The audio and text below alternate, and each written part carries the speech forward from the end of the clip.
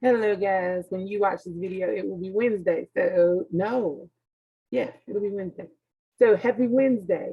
Happy Wednesday. Ms. Blaine is making this video on Tuesday, so I got a little confused. But happy Wednesday. Happy St. Patrick's Day. Hopefully, you have on something green today. I'll have green on tomorrow. But make sure you put on something green. Somebody might pinch you if you don't. So, if you have something green, get it out and put it on. And if you don't have anything green, put a little green dot on your hand with a marker or something. That's green enough for today.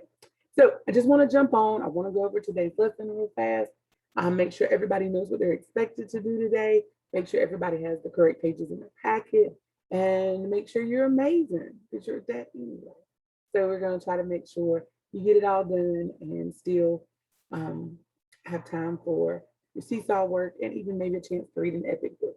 I would love everybody to get some of that in. I love clicking in epic and seeing what you're reading because that does come to my screen so I can see what you're reading. So some of you read some really cool books, some things I've heard of and some things that I haven't. So it's always good to look. So let's get started.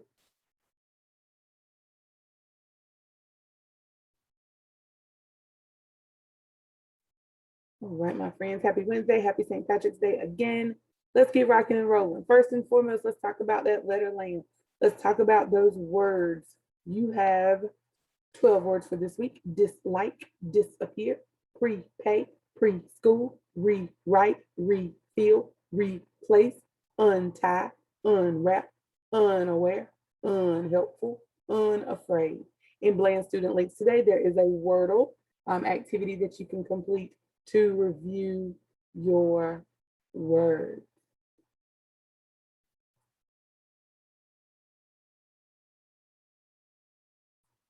Talking a little bit more about our words.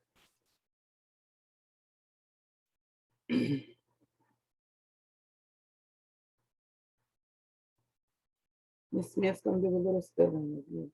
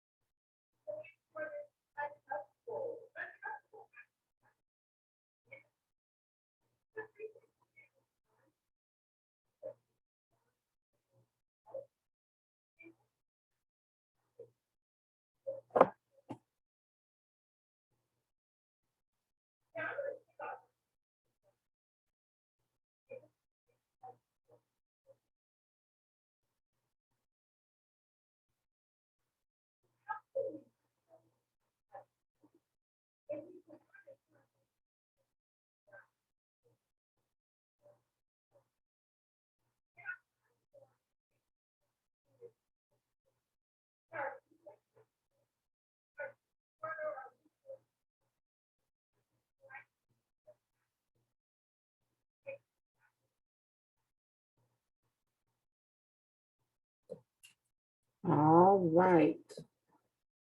So good practice for your words for this week. Now, let's make sure. Oh my goodness. Hold on.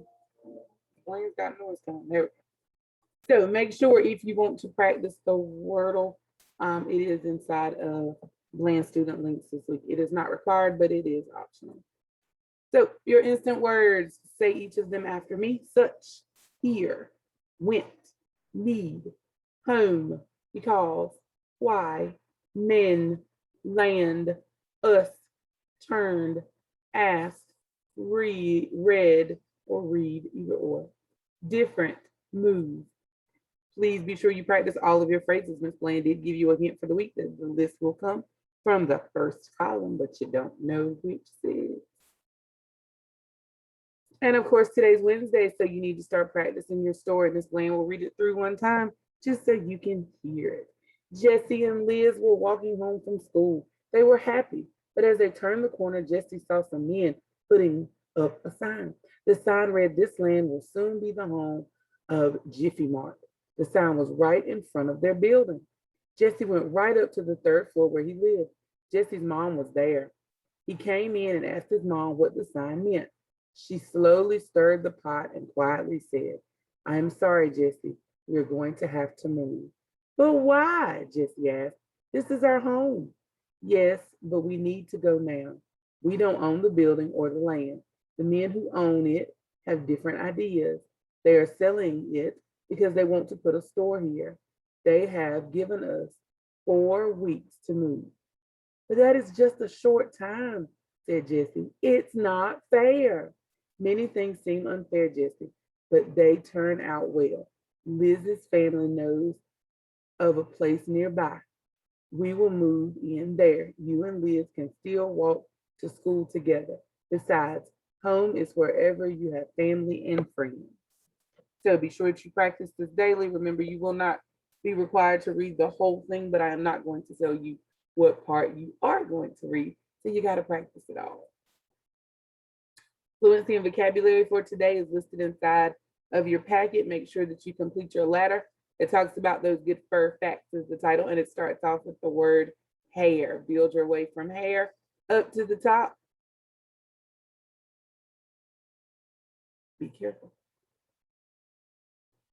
All right, on the second side, this week we are talking about noise levels. We started off going from something being completely quiet. You can't hear a thing, and we call that silent, to something being, it makes a little bit of noise, but it's okay. Then calm means it's quiet, and it's very still and relaxing. And then shoots in noisy, and we know what noisy sounds like. And roaring is when that noisy just goes to a whole nother level, and it becomes a roaring sound. So you have 5 sentences. You are not putting the vocabulary word in the sentence. You are finishing the sentence. Complete each statement. The audience suddenly was calm when they saw. What's something they could see that would make them get very calm and quiet? A very noisy place that I like to visit is. Tell me somewhere you got to go that's noisy. Miss Bland loves going to Buffalo Wild Wings, and Buffalo Wild Wings is always noisy. There's always a game. So places like that, ball games, sports games, cheerleading competitions, football games, baseball games are always noisy. You might go to church and it's noisy. If you got drums and tambourines and guitars and all those things, that's noisy too. So choose somewhere that you go that's noisy. Please give a personal answer to questions 1 through 5 in your best ability. For language arts this week, you are dealing with the essential question, what do good citizens do? We are talking about a realistic fiction story, which is a story that has made up characters that could be real. We're going to be able to summarize. We're going to be able to retell that story to somebody in order, using your own words, not reading it from the book, but coming straight from your heart and head. And we want to be able to address point of view. We discovered that in this story, our point of view, he's using a lot of I and me. So we know who's telling our story. And the theme is the main message that we want to learn from the story. The author wants to teach us something. He wants to give us a message just from reading this story. And we've looked for those themes in our story. Give 8 new vocabulary words: a champion, a person who has won a contest, determined, to decide to do something. And usually when you're determined, nobody can change your mind. Issues, important problems or topics that people are talking or arguing about. Responsibility, a duty to do something. Sometimes you have responsibilities at home. We like to call them chores. That's the same thing. Promises, things that you tell people you will definitely do. And we know that we really, really, really try not to break our promises. Rights, things the law says you can do or have. Volunteered, to offer to do something. It's usually when you offer to do it and you're not going to get paid. You're just doing it because you're a really nice person. This little girl is recycling. She's collecting bottles and cans probably. No one's paying her to do it. She just knows it's the right thing to do. Votes, to choose something over something else. We're voting. We vote for presidents. We vote at school for things. We vote. We voted before. When you were in kindergarten and first grade, you voted for your king and queen for a pumpkin, for a fall festival. We didn't get to have a fall festival this year, so we didn't get to vote. Your parents vote for presidents and mayors and all those people. Voting is one of the rights you have as a citizen. When you get 18, you get to vote. Now, on your vocabulary practice page, you have 2 words for today: volunteered and responsibility. Tell me something you would be willing to volunteer to do. I volunteered to help my brother do his homework. I volunteered to pick up trash beside the road so it wouldn't look bad. I volunteered. What did you volunteer to do? Your second sentence is responsibility. Tell me a responsibility you have. It's my responsibility to take out the garbage. It's my responsibility to feed the dog. It's my responsibility to clean my room. It's my responsibility to wash my mama's car. Whatever your responsibility is, tell me about it and draw me a picture. Remember, guys, it's a video. When you want to stop and pause, all you got to do is hit the button. So if you want to pause here to do any of the things we've done, feel free. Miss Bland just keeps going because I can't see you to know how long it takes you. Your story for this week is a difficult decision. I hope that you have been reading it and you are aware of meeting Wyatt and Paul and the decisions that they chose to make inside of our story. Wyatt and Paul find that Game Master 2000, and boy, when they find the Game Master, they have to make a real difficult decision about what to do with it. So you're going to read a difficult decision again, rereading. Remember, re means again, and you're going to complete your respond to reading questions. First, Wyatt finds. What did he find? Then the boys disagree because. Why did they disagree? Wyatt decides. What does he decide to do? The boys are excited. Why do they get excited near the end? And I think Wyatt, tell me if you think he did the right thing, the wrong thing, a good thing, a bad thing, a funny thing, a sad thing. What kind of thing did he do? How do you feel about what Wyatt did? You have a pronoun activity inside of Seesaw. Remember, pronouns are those nouns in disguise. Pronouns are those words. Pronouns are nouns in disguise. I, him, me, her, we, it. They can replace the noun in a sentence. If I'm writing a sentence about a girl, I can say she or her. If I'm writing a sentence about a boy, I could say he or him. If I'm writing a sentence about myself, I could say me or I. If I'm writing a sentence about a group of people, it could be them or they. If I'm writing a sentence and I'm included, it could be us or we. We're writing a sentence about an animal or a place, it could be it. So we use these words to disguise our noun. We can put them in the place of our nouns. So today you have a pronoun sheet. That pronoun sheet wants you to write a proper pronoun for the sentence that makes sense. Blank met for practice after school. Look at your words. She met for practice. Everybody met for practice. They met for practice. Her met for practice. Them met for practice. Keep practicing until you find one that makes sense. I will say there is the option of using a word more than once.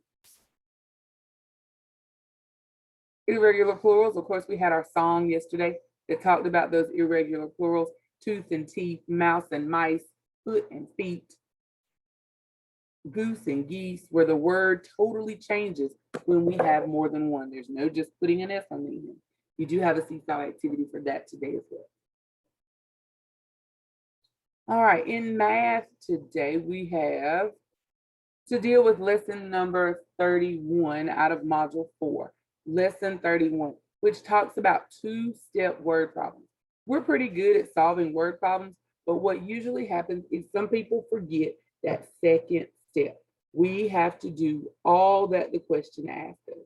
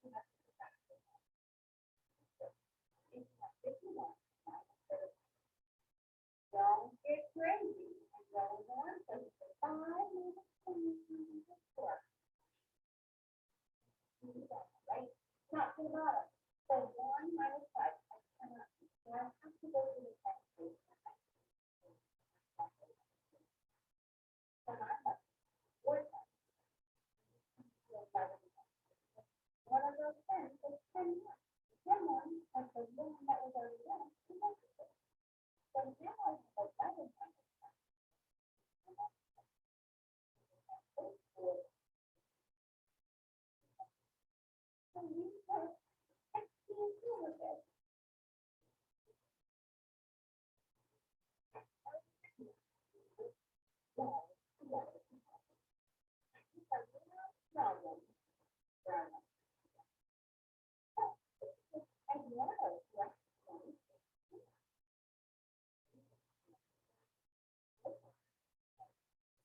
right, we're gonna practice ours, so you get a chance to practice a little bit too. So let's look at what we've got. Your first page of your problem set should look like mine. Should say problem set 31 up at the top. Let's look at number 1. Mr. Roberts graded 57 tests on Friday and 43 tests on Saturday. How many tests did Mr. Roberts grade? It wants us to solve our word problem using a tape diagram. You can use any strategy to solve. So our tape diagram, of course, we need to make. So on Friday, he graded 57 tests.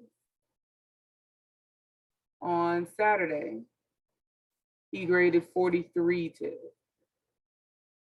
We want to know how many tests did he grade. So our unknown is the total. So if we want to know how many in all, we're going to, that's right, we're going to add. So 57 plus 43.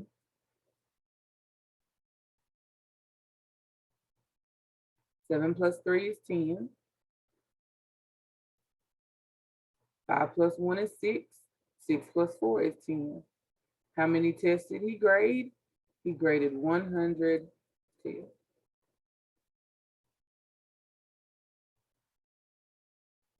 Look at the next one. There are 54 women and 17 fewer men than women on a boat. How many men are on the boat? All right, tape diagram. I know that there are 54 women and 17 fewer men. Okay, so I don't know how many I have in all. I know that there are 54 women.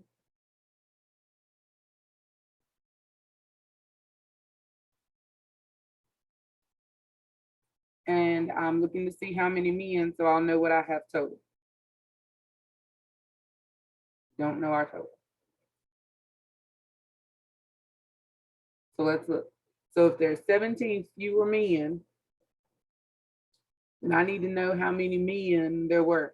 You know, there are 54 women. We know there's a total, but we're looking for men. So I've got to subtract what I know. So I'm going to subtract what? Exactly, 54. And I'm going to take away 17. All right, 4 minus 7. Can't do it. I go next door. This 5 becomes a 4, and the 4 becomes 14. 14 minus 7 is 7. And 4 minus 1 is 3.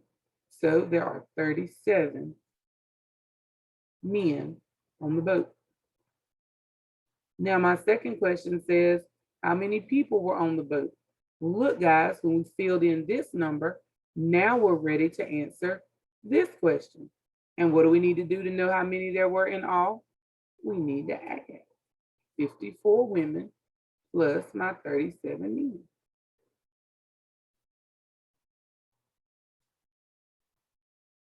Seven plus 4 plus 7 is 11. 5 plus 1 is 6. And 6 plus 3 is 9. So how many people were on the boat? 91 people.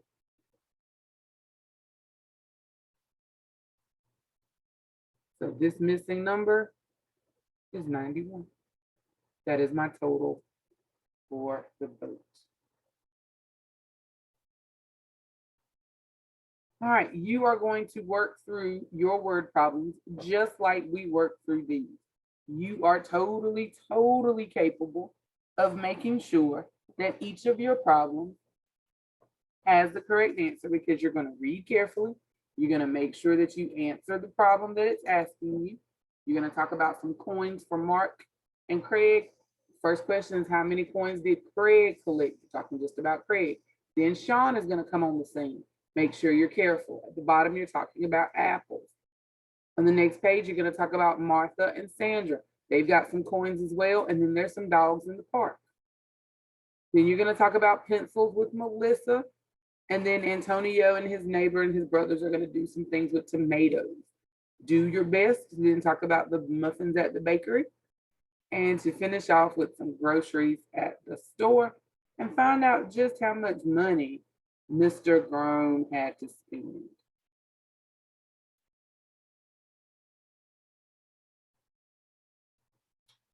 Our social studies lesson for today deals with Miss Helen Keller. Helen Keller was born June the 27th, 1880 in Alabama.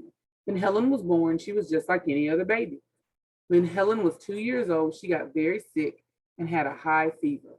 She survived, but her high fever hurt her body. Helen had become deaf, blind, and mute. This meant that she could not hear, see, or talk. Things were very hard for Helen growing up. Growing up, Helen caused lots of trouble. She would scream and hit people. Her mom and dad did not know what to do. Then everything changed when Helen met her teacher, Anne. Anne was almost blind, which meant she could see, but not very well. Anne worked very hard with Helen and taught her sign language, which is talking with your hands, and to read Braille, which is reading by touch. Anne tried to teach Helen to talk, but Helen was still hard to understand. Helen grew up to be very successful. She went to college, wrote books, and fought for people who had disabilities like her. She traveled all over the world and met many famous people too. Nobody believed in Helen, but she never gave up. Helen Keller was 88 when she died. Even though she is gone, Helen and her hard work will never be forgotten. So you'll go back with your story and reread it, and you have a set of questions that you will answer. When was Helen born? How did Helen lose her hearing and vision? Anne taught to speak and read with what? Helen went to blank, wrote blank, and fought for people with blank. You will fill in each of your questions using what you know about Helen from the passage. Last page says, Helen worked very hard to learn sign language and Braille. Something I work really hard at is, what's something you work really hard at? Maybe it's becoming a great cheerleader. Maybe it's becoming a great basketball player. Maybe it's becoming a great reader at school. Maybe it's being a great big brother or sister. Maybe it's riding your bike better. What is something you work really hard at? And show me a picture of you working on it. All right, Helen Keller. I'm gonna show you just a quick video just so you can learn a little bit more about it.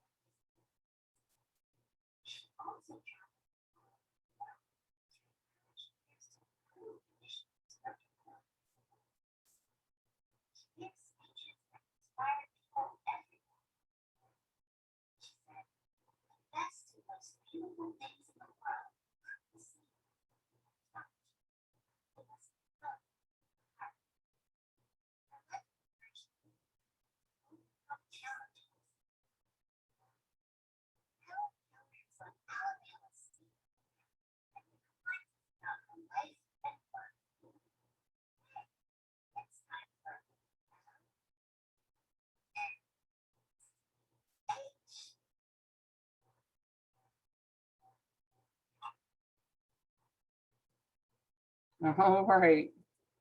It was time for lunch. I think Moby was ready to go. All right. Remember that Ms. Bland has office hours every day from 2:45 to 3:45. If you need something, you'll log into the Zoom link that is provided. And Ms. Bland, of course, will get an email and I'll jump on to see what you need. Make sure if you have other questions, JoJo email and text message are always available. Use them when needed. So remember, complete all your packet pages for today. Complete your Seesaw activities. Log in and do your Wordle if you want to do a little game for spelling. Remember to do your Bailey specials. If you have free time, you're welcome to jump on Epic and check out a cool book about something that you love.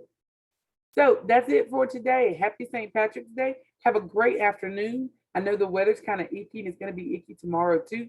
So stay safe, stay well, and I will see you soon. Bye. Happy St. Patty Day. Don't pinch anybody.